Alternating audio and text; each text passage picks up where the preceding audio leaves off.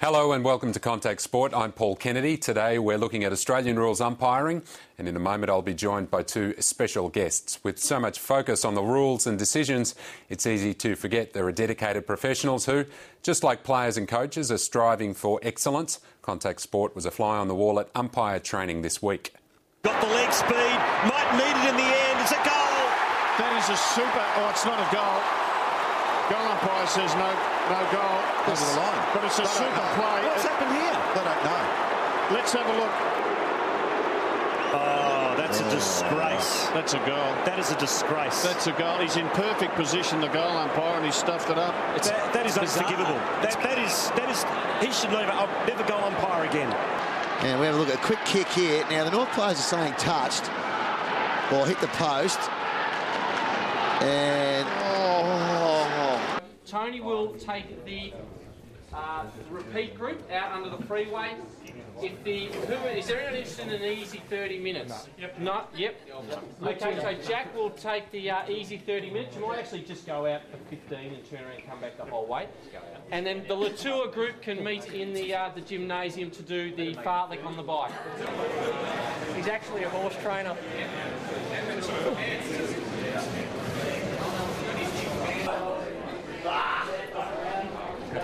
can't get it.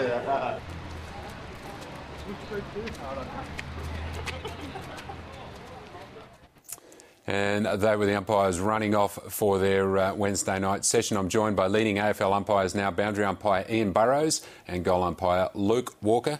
Thanks for joining us. Thanks for having us. It would be good to get some insight for today's show and just why, first of all, you became umpires. Ian, we'll start with you. What brought you to being a boundary umpire? Well, I played lots of junior footy, obviously, when I was younger. Played through to like the end of juniors, under 16s, and was still pretty keen to stay involved, but wasn't necessarily that keen to keep playing. So a good way, I was always pretty fit as a youngster, so I thought a good way to stay involved was to take up the boundary umpiring. And it was your running ability that saw you go on and become an AFL umpire? Yeah, well, I was always a pretty good runner, nothing terribly special, but loved getting out and having a run. So boundary umpiring, of course, there's plenty of running up and down the line, and I thought that might suit sort of my skills. We'll talk about the fitness and your fitness benchmarks in a few moments. But Luke, what brought you to goal umpiring? At what point do you say to yourself, I want to be a goal umpire? Well, back when I was going to school, one of my mates was actually a boundary umpire at the local association, and he asked me if I wanted to come along, and I thought boundary umpiring probably isn't quite for me. I'm not a great runner.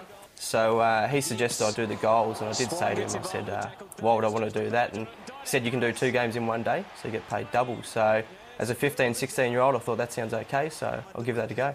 And you stayed with it despite your busy life, because you've got a full-time job, obviously, but you're also a district cricketer. Were there decisions along the way for you to either give it up or stay with it? Yeah, definitely. I mean, both take up a lot of time. Lucky enough that obviously the 2 seasons are split apart to some degree, but there are times when I do have to make decisions about whether it's going to be cricket or umpiring, especially towards the end of the cricket season and the start of the footy season.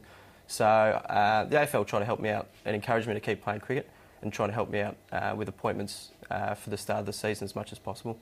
And Ian, what about the balance for you? Because you're a journalist at the ABC as well, so it's a busy life to be able to fit that in. Yeah. Of course, the players have the luxury these days of being full-time professionals. Yeah, you're right. All of us, all the field boundary and goal umpires in the AFL, all have full-time jobs. So yeah, it can be quite difficult balancing all your training plus your commitments on game day, your compulsory training sessions, meeting all the fitness requirements, etc. So, but the AFL is pretty good. Like, they have people at the AFL dedicated to sort of helping work-life balance and things like that. And they'll always, try and accommodate where they can to make sure you've got the right balance. Yeah. No doubt one of those people is Jeff Geishan, and I spoke to him on Wednesday night as part of our visit to the umpires training. Let's hear now from Jeff Geishan about the task of getting so many umpires out to those games during the week.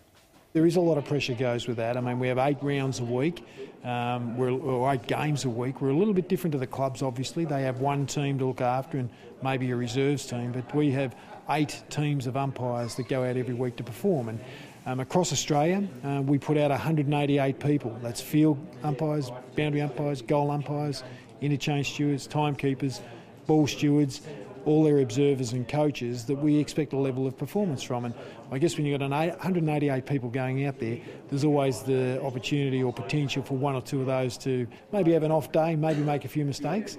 And when that happens, obviously the pressure comes on us. You know, you would have seen firsthand tonight the level of sort of professionalism that the coaches go about their business with, the level of professionalism that the fitness staff go about their business with, and you know, then the meetings they have regarding teamwork and how they're going to go about it on the day. So, you know, some people might say it's an overkill, but no, we think the game demands the utmost professional performance from our people, and we try to deliver on that every week. And yes, we're going to make mistakes. I think there's a perception out there of 100% accuracy 100% of the time, but I can tell you, you know, after 10 or 11 years in this role, that's never going to happen. It hasn't happened before, and it probably won't ever happen in the future. So we've got to understand mistakes will be made.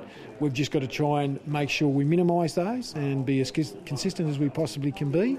And if we do make mistakes, we need to articulate that and put that out there, because we don't want people thinking that we've changed interpretation or changed the way we do things.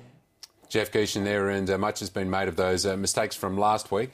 But I want to talk about fitness now and just how far umpiring's come. Luke, we'll look at some vision from the 1970s now just to show us what a traditional goal umpire looks like. But you've got a lot of fitness requirements these days.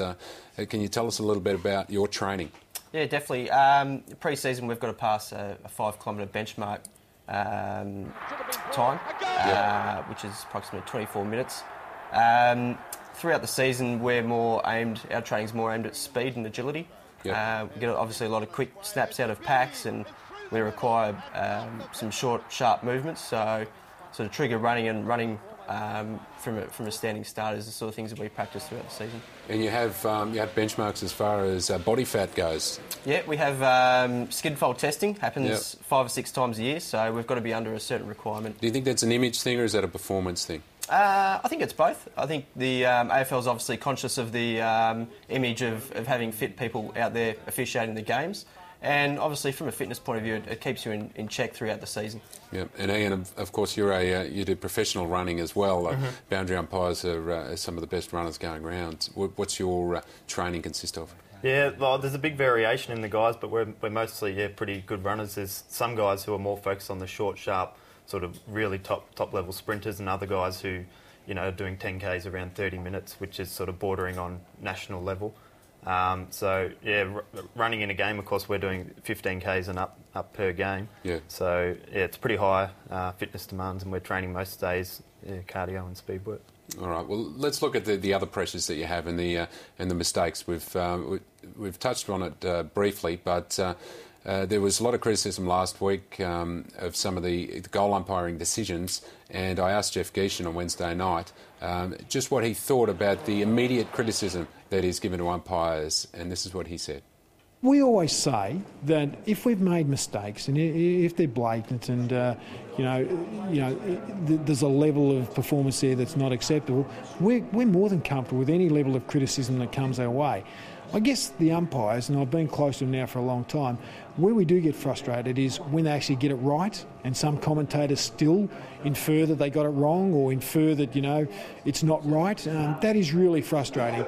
On the vast majority of occasions, our guys get it right, and it does become frustrating when people continually look for the fault, look for the wrong in what they do when they do so many good things in a game. The Laws Committee meet several times a year, and Andrew McKay has been around the club and got a lot of ideas and consulted heavily there. So a lot of this information we've been privy to and sort of realised the stuff is in the pipeline. So we had a chance to get our head around that. But at the end of the day, decisions will be made by the Laws Committee, the Commission and what have you. And at the end of the day, we will do what we're asked to do. It's quite simple. Would it be easier for the goalies, though, do you think? Yeah, there's certainly merit in that. I mean, we saw the Hawkins won in the grand final last year under this system. That would have stood as a goal and we wouldn't have all the controversy. And we saw one with Brad Green the other week, exactly the same thing. So there is a bit of merit in it, but again, it's not my decision. It's something that we made by the people in charge. And there was a big video review session that was held during the week, as it is every week, to talk about some incidents. Let's look very quickly at an incident before we have a look at the review. Missed it. Mundy off a step. Got the handball from Hazelby. Mundy's kick is a goal. The Dockers! They're still coming! Oh, hang on, who is it to go? I think it is. Is it touched or... Come in, guys. Well, let's have a listen here. He didn't see any touch, he just said. So are you 100% sure that it's a goal? If you're 100% sure it's a goal, then it's all clear a goal. There it is. It's a goal to Mundy. It's 100% sure. And as we look at the pictures from Wednesday night, the review, Luke, can you tell us about the consultation? That's been the word this week used in addressing some of these decision-making processes. Yeah, obviously the consultation process is used if there's some degree of doubt as to what the correct decision might be.